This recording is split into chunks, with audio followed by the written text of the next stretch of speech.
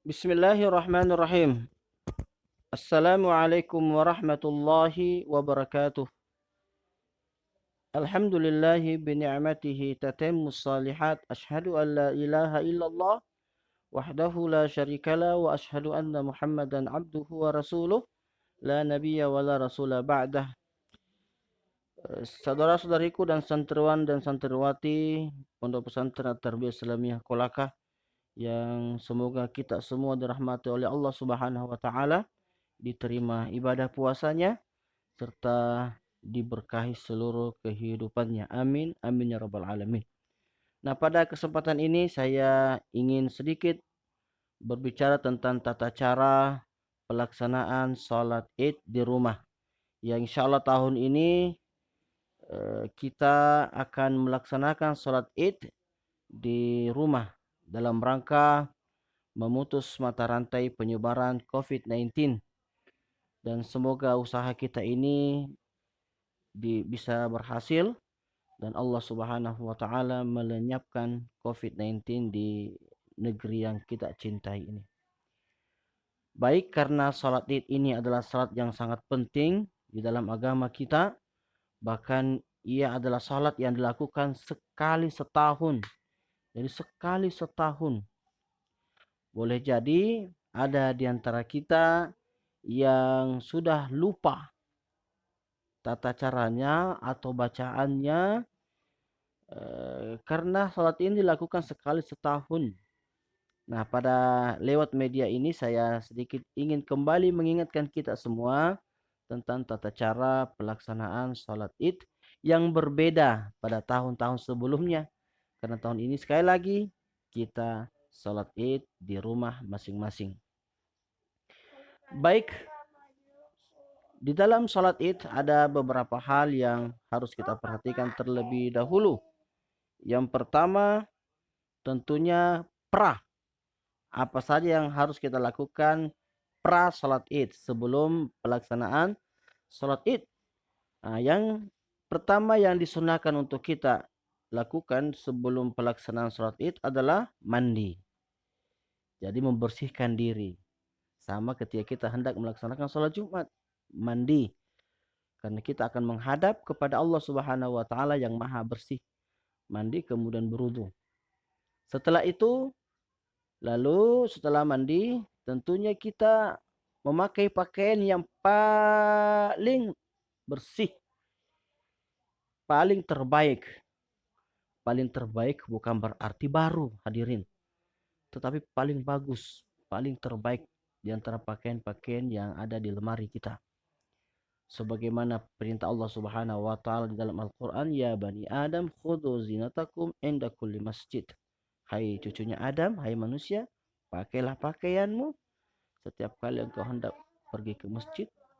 Dan ketika berbicara tentang masjid, tentunya tidak akan terlepas tentang salat itu sendiri. Nah, setelah itu kita juga disunnahkan untuk makan terlebih dahulu kalau salat id.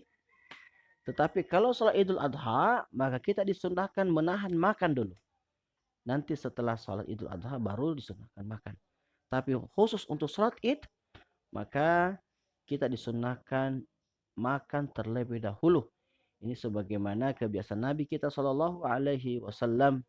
Kan Rasulullah Shallallahu Alaihi Wasallam la yagdu yaumal fitri hatta yakula. Beliau itu tidak berangkat melaksanakan salat Idul Fitri sebelum beliau makan terlebih dahulu. Nah, setelah itu tentunya kita berwudu.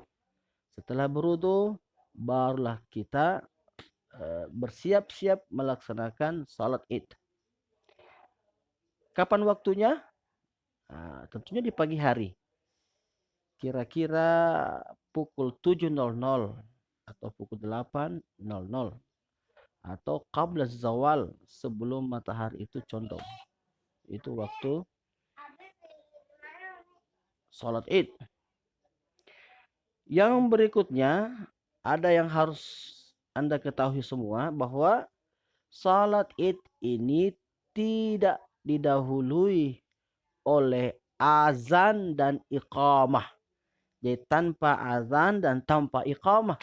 Nah, jangan sampai kita keliru, kita samakan dengan sholat yang lain sehingga di hari Id ada di antara kita menyuruh salah seorang anggota keluarga azan dulu. Lah, tidak ada azannya, tidak ada iqamanya, dan tidak ada seruan as-salatu jami'ah. Tidak ada. Langsung saja kita berkumpul, kemudian melaksanakan sholat Id. Ya, tidak ada seruan-seruannya. Yang kedua, bahwa sholat Id ini tidak didahului oleh salat sunnah qabliyah atau salat sunnah ba'diyah. Jadi tidak ada salat sunnah yang mendahuluinya dan tidak ada salat sunnah setelahnya. Jadi toh pada pagi itu, pada tanggal 1 Syawal itu, kita hanya melaksanakan salat sunnah 2 rakaat saja. Tidak ada sebelumnya dan tidak ada setelahnya. Kalau berjamaah berarti ada yang jadi imam. Kalau sendiri maka tidak ada imamnya.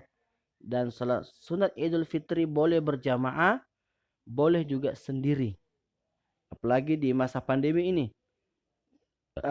Saya akan berbicara berjamaah dulu. Kalau kita berjamaah, imam maju ke depan, kemudian langsung bertakbir. Nah, perlu kita ketahui bahwa salat sunat Id ini beda lagi dengan salat sunat yang lainnya. Karena salat sunat Idul Fitri ini ataupun Idul Adha itu didahului dengan 8 kali takbir. 1 takbiratul ihram dan 7 takbiratul zawaid namanya. Jadi kita di rakaat pertama kita 8 kali takbir dengan mengangkat kedua tangan. Takbir pertama namanya takbiratul ihram dan takbir yang ketujuhnya namanya takbir zawaid. Di rakaat kedua ada 5 kali takbir di luar takbir intiqal. Artinya di luar takbir kita dari sujud bangkit berdiri. Kan kita bertakbir di sana Allahu Akbar dan itu tidak terhitung. Barulah kita bertakbir 5 kali. Yang berikutnya, tidak ada bacaan-bacaan tertentu di antara takbir-takbir zawaid. Tidak ada bacaan tertentu dari Nabi SAW. Cuma ada asar dari Ibnu Mas'ud bahwa di antara takbir-takbir zawaid itu ada pujian-pujian kepada Allah Subhanahu wa taala. Makanya ada pujian-pujian yang masyhur kita baca dan kita kenal di kalangan umat Islam, yaitu subhanallah walhamdulillah wala ilaha illallah wallahu akbar. Tapi jika tidak membacanya juga tidak mengapa. Jadi contohnya begini, jadi kita berniat dalam hati, jadi niatnya dalam hati, hendak melaksanakan salat Id. Pakai bahasa apa saja, mau bahasa Arab, bahasa Indonesia, bahasa Bugis, bahasa Tolaki dan seterusnya. Yang penting di dalam hati. Kemudian kita takbir. Takbir pertama ini namanya takbiratul ihram. Allahu Akbar. Setelah takbiratul ihram dan sebelum kita bertakbir zawaid, maka kita disunnahkan membaca doa iftitah. Ini menurut Ibnu Qudamah. Doa iftitah itu dibaca setelah takbiratul ihram. Tetapi ada juga pendapat lain bahwa doa iftitah itu dibaca setelah selesai bertakbir zawaid. Ya, setelah selesai takbir yang ke-8. Sebelum membaca surah Al-Fatihah. Tapi pendapat yang dikuatkan adalah doa iftitah dibaca setelah takbiratul ihram. Takbir yang pertama. Allahumma ba'id baini wa baina khatayaya dan seterusnya. Bagi yang hafal atau doa iftitah yang lain Allahu Akbar kabira walhamdulillah katsira dan seterusnya, atau doa iftitah yang lain inni wajjahtu wajhiya dan seterusnya. Pokoknya doa iftitah yang biasa kita baca kalau kita salat. Setelah selesai barulah kita bertakbir zawaid sebanyak 7 kali. Allahu Akbar 1 kali. Nah, antara takbir-takbir ini boleh kita membaca subhanallah, walhamdulillah, wala ilaha illallah, wallahu akbar. Boleh juga tidak ada yang dibaca. Jadi boleh kita membaca tersebut, boleh juga tidak membaca apa-apa. Allahu akbar. Allahu akbar 3 kali, Allahu akbar 4 kali, Allahu akbar 5 kali, Allahu akbar 6 kali, Allahu akbar 7 kali. Setelah itu lalu kita berta'awudz. A'udzu billahi minasyaitonir rajim. Ini pengaplikasian firman Allah Subhanahu wa taala, wa idza qara'tal qur'ana fasta'iz billahi minasyaitonir rajim. Setelah berta'awuz, lalu kita baca surah Al-Fatihah. Didahulu dengan bacaan basmalah. Bismillahirrahmanirrahim. Dengan jahar. Bismillahnya boleh dijaharkan, boleh juga tidak. Al-Fatihahnya dijaharkan kalau berjamaah. Tetapi kalau salat sendiri, boleh dijaharkan, boleh juga tidak. Ya, terserah. Tapi kalau kita berjamaah, sejogjanya dijaharkan. Setelah membaca surah Al-Fatihah, lalu membaca surah. Dan kebiasaan Rasulullah SAW ketika sholat Idul Fitri ada surah-surah tertentu yang boleh baca. Di rakaat pertama beliau membaca surah Qaf, dan di rakaat kedua beliau membaca surah Al-Qamar atau Al-Insan. Kalau tidak dihafal, maka opsi kedua adalah rakaat pertama surah Al-A'la dan di rakaat kedua adalah surah Al-Ghasyiyah. Kalau kedua surah juga yang tidak dihafal, maka boleh membaca surah-surah yang lain yang dihafal atau yang paling mudah kita hafal. Silahkan. Jangan sampai cuma gara-gara itu tidak sholat id. Jadi boleh membaca surah-surah yang lain, tapi yang paling disunahkan itu adalah surah Qaf atau surah Al-Qamar atau surah Al-Insan atau surah Al-A'la atau surah Al-Ghasyiyah. Setelah bacaan surah, lalu kita ruku. Bacaan ruku ini sama dengan bacaan ruku salat yang biasa. Subhana rabbiyal azim. Kemudian i'tidal samiallahu liman hamida sama. Rabbana walakal hamdu dan seterusnya. Kemudian kita sujud sama bacaannya. Subhana rabbiyal a'la 3 kali. Kemudian kita duduk sama bacaannya Rabbighfirli dan seterusnya. Kemudian kita sujud lagi.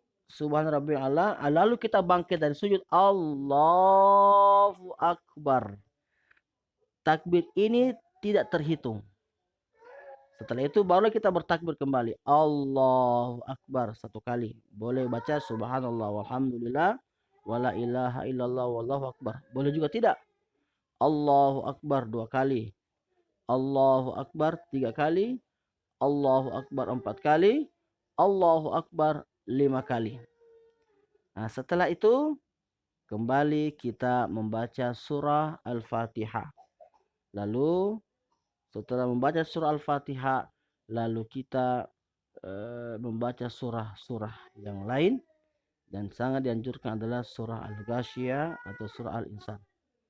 Setelah itu sujud, ruku baru sujud. Setelah itu kemudian kita tahiyat seperti salat biasa lainnya, lalu salam. Nah, setelah kita salat, maka ada hal yang juga disunnahkan bagi kita, khususnya bagi imam, yaitu menyampaikan khutbah Id. Jadi menyampaikan khutbah Id. Kalau ada di antara jamaah atau imamnya bisa berkhutbah, maka sangat dianjurkan berkhutbah. Tetapi jika tidak ada yang bisa berkhutbah, maka tidak mengapa, tidak ada khutbahnya. Salat Idnya dianggap sah. Kalau ada yang berkhutbah, maka khutbahnya sama dengan khutbah Jumat, yaitu didahului dengan hamdalah, kemudian berselawat kepada Nabi, bersyahadat 2 kali bersyahadat, kemudian mengajak kepada ketakwaan. Lalu setelah itu dia setelah khutbahnya ini banyak-banyaklah bertakbir. Dia mengucapkan Allahu Akbar, Allahu Akbar. walillahil hamd. 2 kali takbirnya atau bisa 3 kali. Allahu akbar, Allahu akbar, Allahu akbar. La ilaha illallah wallahu akbar, Allahu akbar walillahil hamd. Nah, kemudian setelah dia menyampaikan nasihat-nasihatnya, lalu dilanjutkan dengan khutbah kedua. Biasanya dalam khutbah kedua ini banyak mengandung doa. Banyak berdoa kepada Allah Subhanahu wa taala. Nah, di antara khutbah pertama dan khutbah kedua, menurut pendapat yang terkuat itu adalah tidak ada duduk. Jadi tidak ada duduk di antara dua khutbah. Meskipun sebagian ulama mensunnahkan duduk di antara dua khutbah. Jadi kedua-duanya bisa kita laksanakan. Boleh duduk di antara dua khutbah, boleh juga langsung melanjutkan khutbah keduanya tanpa duduk. Setelah itu selesai khutbahnya, selesailah pelaksanaan salat Idul Fitri di rumah, dan semoga Allah Subhanahu wa taala merahmati kita semua, dan semoga ulasan yang singkat ini bisa kembali memancing memori-memori kita tentang pelaksanaan salat Idul Fitri. Taqabbalallahu minna wa minkum. Selamat menunaikan ibadah puasa, dan sebentar lagi selamat beridul fitri. Taqabbalallahu minna wa minkum. Mohon maaf lahir dan batin. Minal aidin wal faizin. Wassalamualaikum warahmatullahi wabarakatuh.